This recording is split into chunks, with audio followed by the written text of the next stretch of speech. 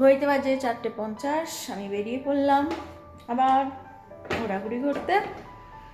নামছি কাঠের সিঁড়ি দিয়ে। আমাদের হোটেলটা না পুরোটাই কাঠের, মেঝে কাঠের, ওপরে কাঠের, পাশে কাঠের, বাথরুম কাঠের, সব কাঠের, সিঁড়িটাও কাঠের। আর রেস্টুরেন্টটা থেকে দারুণ সুন্দর ভিউ পাওয়া যায়, রুমটা থেকেও পাওয়া যায়। মানে সেই ব্যাকদম সিনেমায় একটা ইয়ে আছে না, যে ডাল লেক দেখছি শুক্তো খাচ্ছি, ওরম ঠিক আমরা বলবো স্নান করছি কাঞ্চনজঙ্ঘা দেখছি, ওরম ডায়লগটা এই হোটেলের ক্ষেত্রে মানায় একদম। কিন্তু চলুন আবার যাওয়ার পথে দেখা হচ্ছে। কালকে আমাদের ফেরা যেহেতু, তাই জন্য আমাদের এখান থেকে ট্যাক্সি তো দরকার, মানে গাড়ি তো দরকার, ট্যাক্সি বলছি, গাড়ি তো দরকার। তো গাড়ি বুকটা আগে থেকে আমরা করে রাখছি, যেহেতু সকালবেলা প্রচণ্ড জ্যাম। তো যদি কোনো জ্যামে আটকে যায় তাহলে আমাদের ফ্লাইট মিস হয়ে যাবে। তো সেই জন্য আগে থেকে সমস্ত অ্যারেঞ্জমেন্ট করার জন্য আগে এসেছি। শপিং করব বা ঘুরবো, সেগুলো করার আগেই আমরা কিন্তু মেন কাজটাকে সেরে রাখছি, যাতে কাল সকালে আমাদের কোনো প্রবলেমে না পড়তে হয়। তো যে মোড়টা আছে ম্যাল রোড ওঠার মুখে, যে মোড়টা, সেখানে যে ট্যাক্সি স্ট্যান্ডগুলো রয়েছে সেখানে আমরা জিজ্ঞাসা করছি যে কত রেট। মোটামুটি তারা বলছে যে 4000 টাকা। এটা মানে এই ফেস্টিভ্যাল টাইমে এখন গাড়ি কম, তার জন্য টাকাটা বেশি লাগছে। মোটামুটি এই রেটটা কিন্তু 2 থেকে 2.5 থাকে, সেটা কিন্তু ওরা ডাবল নিচ্ছে।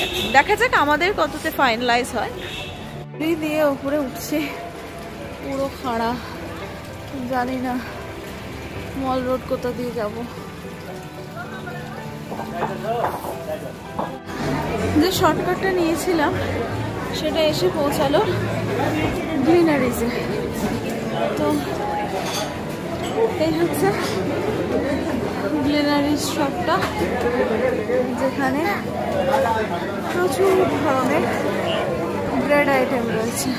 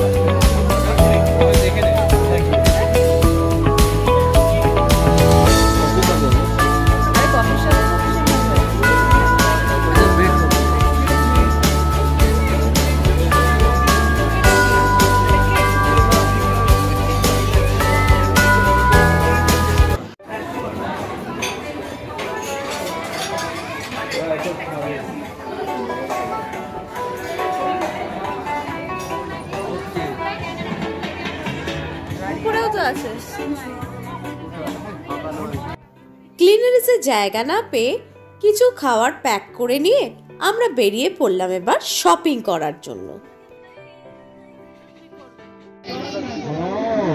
পুরো মার্কেটটা ঘুরে আমার মনে হলো এই দোকানটায় বেশ ভালো একটা, মানে কম রেঞ্জে ভালো জিনিস পাওয়া যাচ্ছে, আর একটা ডিসকাউন্ট অফারও চলছে। ডেসক্রিপশনে নাম্বারটা থাকবে। মোটামুটি দেখুন শলগুলো ভীষণ সুন্দর রেঞ্জের মধ্যে রয়েছে, ভেতরেও প্রচুর জিনিস আছে, বাচ্চাদের প্রচুর জিনিস আছে, খুব কম রেঞ্জের মধ্যে রয়েছে। 200, 250, 450, খুব ভাল লাগলো।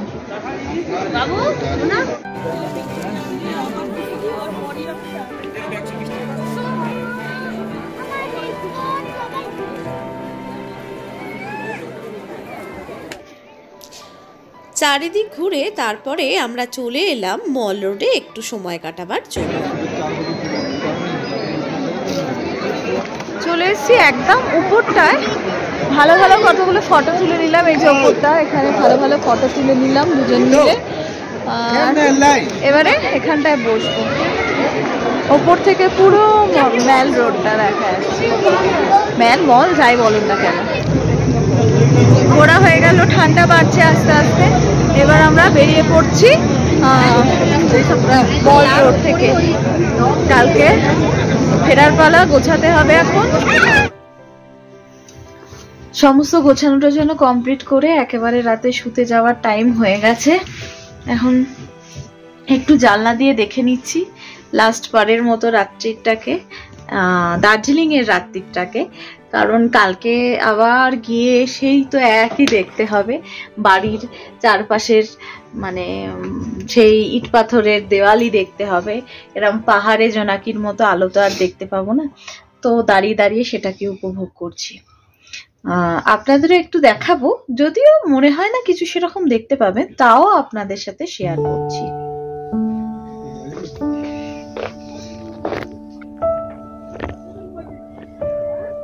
দূরে দাঁড়িয়ে দাঁড়িয়ে দেখা যাচ্ছে যে গাড়ি যাচ্ছে, গাড়ি নামছে, তারপরে বাইক নামছে, সব বোঝা যাচ্ছে, কিন্তু মানে ক্যামেরাতে তো সেটা অসম্ভব সেটাকে ক্যাপচার করা। পাশের হোটেলটাতে পার্টি চলছে,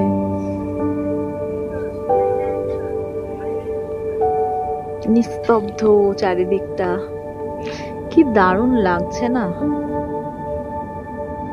মানে মাস্ট রেকমেন্ডেড হোটেলের মধ্যে যদি বলতে হয় আমি এটা বলবো। মানে আমরা এত জায়গায় হোটেল থেকেছি, বম্বের হোটেল যে হোটেলটা ছিলাম সেই হোটেলটা আর এই হোটেলটা আমি বলবো মাস্ট রেকমেন্ডেড। দার্জিলিংকে গুড বাই বলার টাইম চলে এসেছে, আমরা বেরিয়ে পড়েছি তাড়াতাড়ি করে। আর ফ্লাইট অনেকটাই দেরিতে, বাট এত জ্যাম দেখলাম দুটো দিন থেকে, আর আসার দিন 2.5 ঘন্টার রাস্তা 5 ঘন্টা। তো আমরাও ডবল টাইম হাতে নিয়েই বেরোলাম যাতে ফ্লাইট মিস না হয়ে যায় সেই মুম্বাইয়ের মতো। তো বেরিয়ে পড়েছি সমস্তটা গুছিয়ে টুছিয়ে নিয়ে। ভালো লাগছে না, আরেকটা দিন থাকলে ভালো লাগতো, কিছু করার নেই, ওদিকেও আবার রেসপন্সিবিলিটি ওয়েট করছে। তো চলুন আজকে যাওয়ার পথে যা যা হবে সেগুলো সব দেখাবো।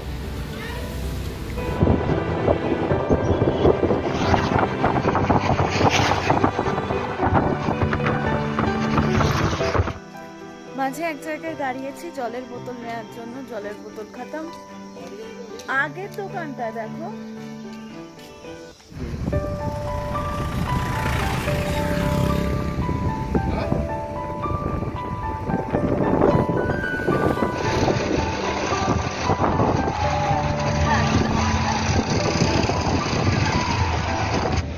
পৌঁছে গেলাম আমরা এয়ারপোর্টে। এখন ঘড়িতে বাজে প্রায় 11:30 বাজে, অনেক আগেই পৌঁছে গেছি। তো নামে এবার নেমে লাগেজগুলোকে নামাই। আমরা এখন দাঁড়িয়ে পড়েছি লাইনে, এই যে গেটে এখনো এন্ট্রি হয়নি, হোক তারপরে আবার একটু দেখাবো। খুব ছোট এয়ারপোর্ট,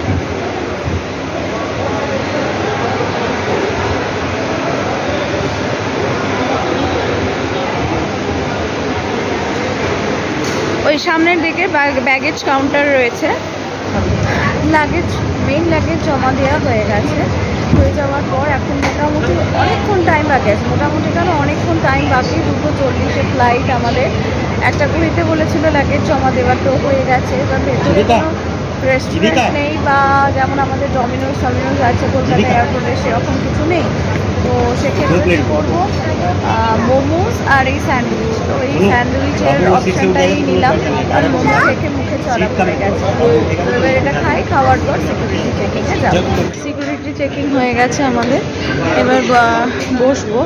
সিকিউরিটি চেকিংয়ের আগের অংশটাতে এত গরম লাগছে এয়ারপোর্ট, তাতে আবার ফ্যান চলছে, এসিও নেই। তো সিকিউরিটি চেকিংয়ের এখানটায় এসি আছে দেখছি। ভেতরেও একজনকে জিজ্ঞেস করেছিলাম বাইরে যে খাওয়ার জায়গা আছে কিনা, বললো না কিছু পাওয়া যায় না ওখানে, ভেতরে আর কোনো খাওয়ার জায়গাই নেই। কিন্তু যদি কোনোদিন বাগডোগরা এয়ারপোর্ট আপনাকে অ্যাভেল করতে হয় তাহলে আপনি একটা কাজ করবেন, ভেতরে যে সিকিউরিটি চেকিং করেও ভেতরে খাওয়ার পাবেন। যদি মনে হয় যে বাইরে খাবো না, তো ভেতরেও পাওয়া যাবে, অসুবিধে নেই। তবে ওই চা কফি, স্যান্ডউইচ, পিৎজা এসব। খুব টাইম আছে, তো বসে কী করবো, 4-5 টাইম এখানে ঘুরে নিই। সিকিউরিটি চেকিং এর ঠিক ওপর দিকটায় বোটিং গেটের ওখানটায় ওয়েটিং এরিয়া রয়েছে, তো সেখানেই যাচ্ছে, ও বসে আছে, বসে থাক, আমি একটু ওই পাশে পাশে ঘুরে নিই। ছোট্ট এয়ারপোর্ট, এর পেটের ভেতরটা, ওর পেটের ভেতরটা, অনেক কিছুই আছে।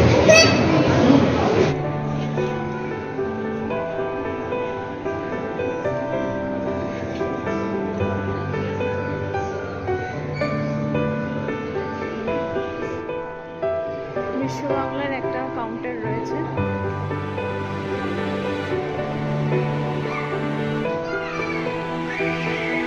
পাঁচটা দেখায়।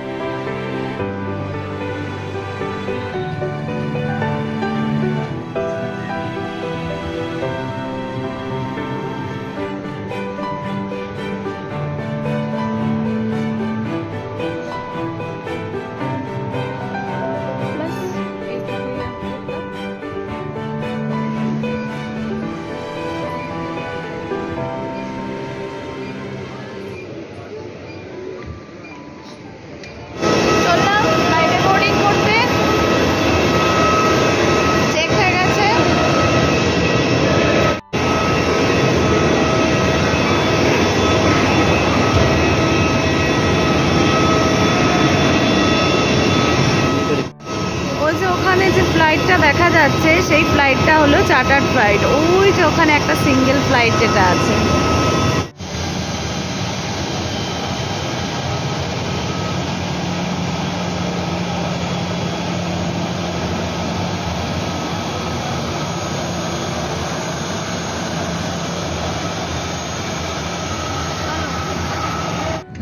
বসে গেছি আমরা ফ্লাইটের ভেতরে।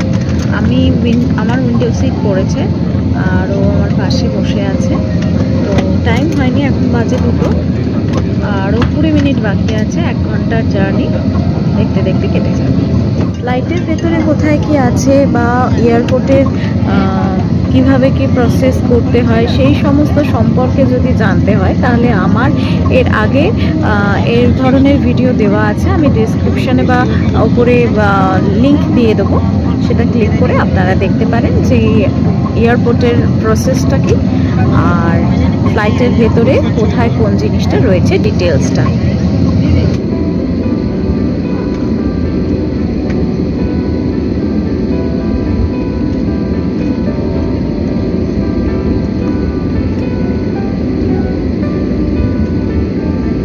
ছোটগুলো দেখো, ট্রেনিং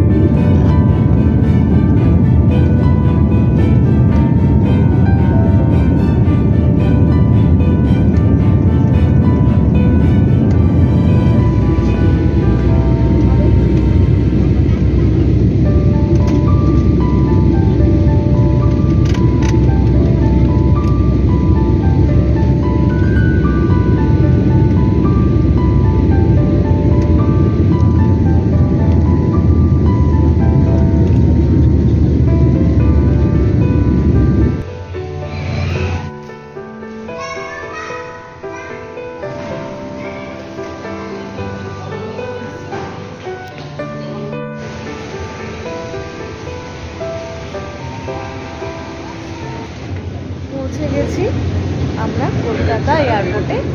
এবার লাগেজটা নেব, নিয়ে বাড়ি চলে যাব। আজকের জার্নি আমি কলকাতার এয়ারপোর্টেই শেষ করলাম। পুজোর ব্লগ আর এই ঘোরার ব্লগ এখানেই শেষ হলো। ভিডিওটি ভালো লেগে থাকলে লাইক শেয়ার কমেন্ট করতে ভুলবেন না। সঙ্গে থাকবে অন্য কোনো ভিডিওতে। ট্যাক্সি বুক করছিলাম, তখন দেখলাম যে আইসিসি ওয়ার্ল্ড কাপের একটা বাস দাঁড়িয়ে আছে। তো আমরাও দাঁড়িয়ে গেলাম ট্যাক্সিটা বুক করে, যে যদি ইন্ডিয়া ক্রিকেট টিম এখানে আসবে। পুরো জায়গাটাকে পুলিশে মুড়ে একদম ব্যারিকেড করে দেওয়া হয়েছে। আমরা দাঁড়িয়ে আছি, জানি না কখন আসবে, কতক্ষণ দাঁড়াতে পারবো, তবে ইচ্ছা আছে তো দেখে যাওয়ার। যদি থাকে তাহলে দেখে যেতে পারবো। দাঁড়িয়েছিলাম অনেকক্ষণ, তারপর শুনলাম বাংলাদেশের টিম আসছে আর চলে এসেছি। বাড়ি গিয়ে এবার খেতে খেতে হবে, আর ভালো লাগবে না। তো চলুন ভিডিওটা শেষ করছি এখানেই। ভিডিও ভালো লেগে থাকলে লাইক শেয়ার কমেন্ট করতে ভুলবেন না। দেখা হচ্ছে অন্য কোনো ভিডিও, অন্য কোনো কন্টেন্টে।